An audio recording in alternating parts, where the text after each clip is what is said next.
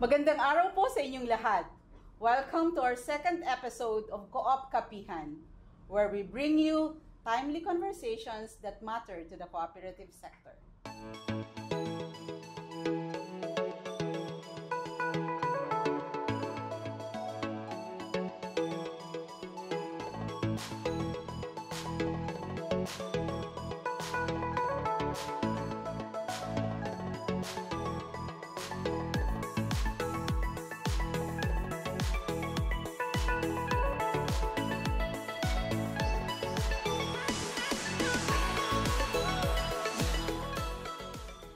Today, we are honored and excited to have with us the newly appointed chairperson of the Cooperative Development Authority.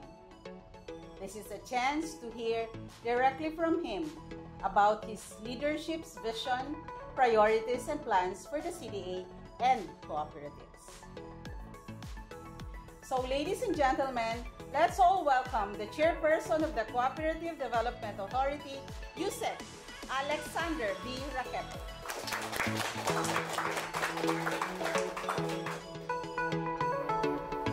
Yusek Alex, thank you for joining CDA. We know that it's both a great honor and an enormous responsibility. Kumusta po yung mga unang buwan nyo sa CDA? So far it's okay, and I am challenged by the new journey that I have with the co-op sector. As I always say, I am from the regulated to becoming part of the regulators. Thank you for that, sir. So I wish that you would enjoy the remaining years of your term with CDA. So from your previous speeches, we have learned that you have identified 12 key priorities under your leadership. Yes. So to help us and our audience better appreciate and remember these directions, we have coined the word cooperize as a framework for this conversation.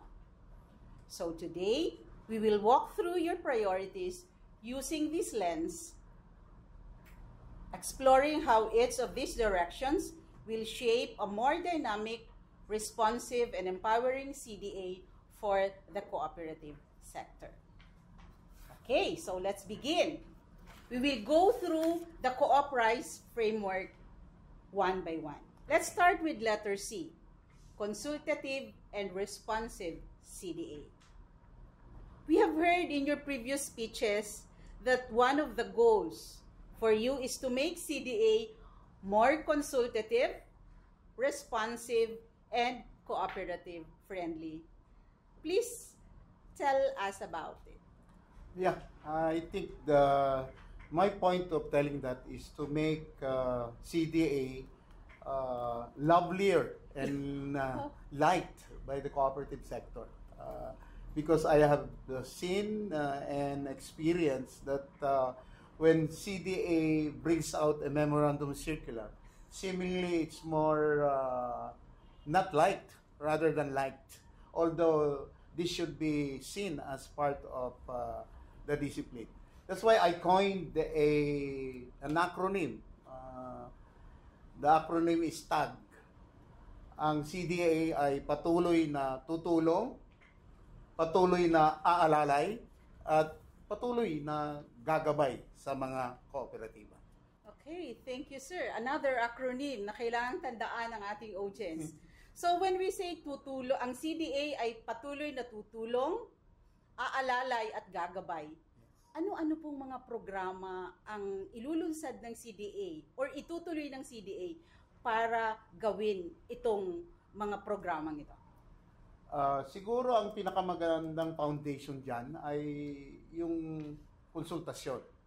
Kung tayo man ay magpapatayo o di kaya magpaplano ng isang programa para sa cooperative sector, ay ito'y ating ikonsulta ng maigi sa sektor. At tignan natin kung ano ang kanilang maiaambag at pananaw para ito'y magiging partnership rather than CDA lang po ang mag-i-implement.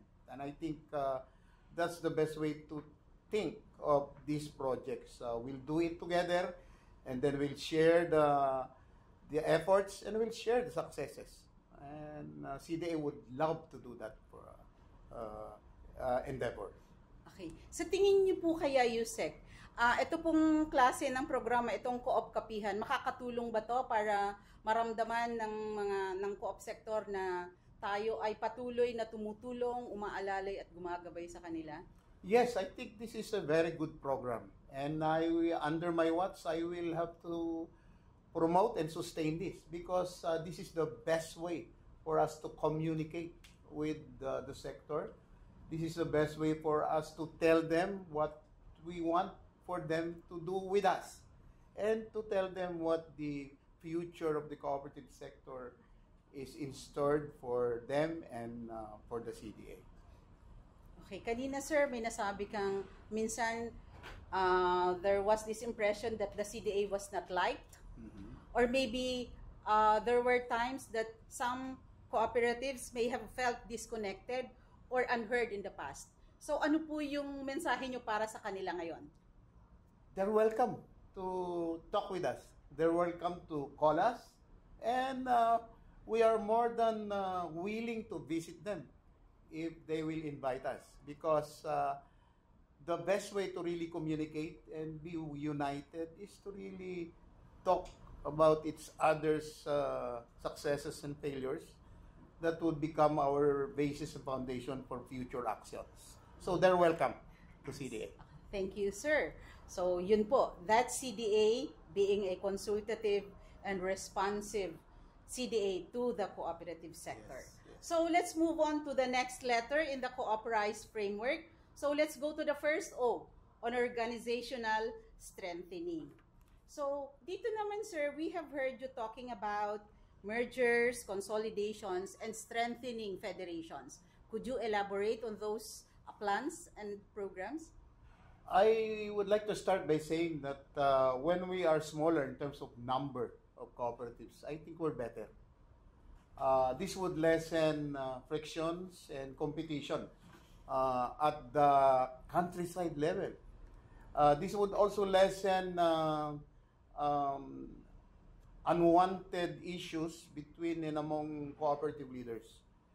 If we are merged and consolidate, I see a more powerful cooperative sector. I see a more challenging and more competitive cooperative sector. So I am really encouraging mergers and consolidation. And I think this is already part of the CDA's plan that would really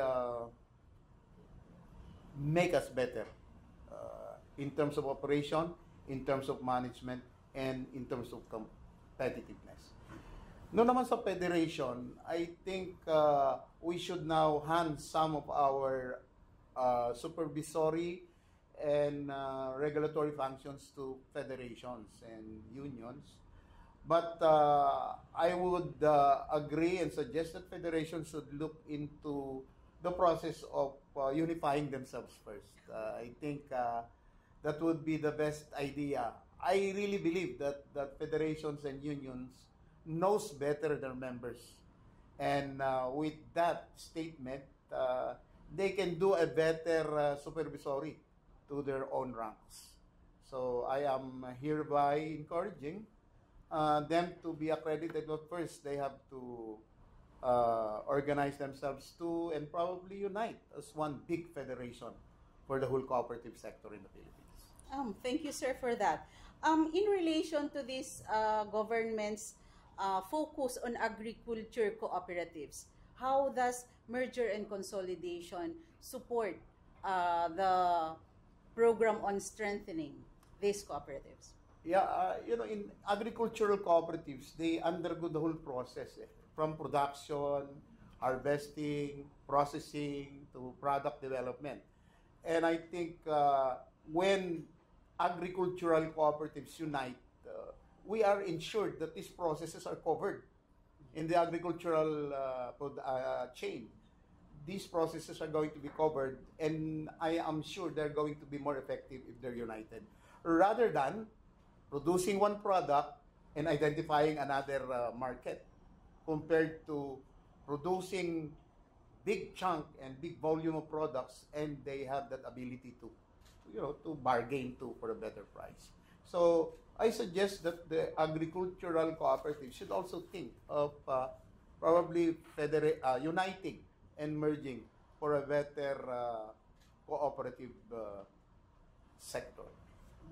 Thank you for that, sir. So it's very clear that we are not after the quantity of cooperatives. We Yes. are after the quality of these cooperatives so that they can continue to provide the services or the needs of their members. Yes. Okay, thank you, sir.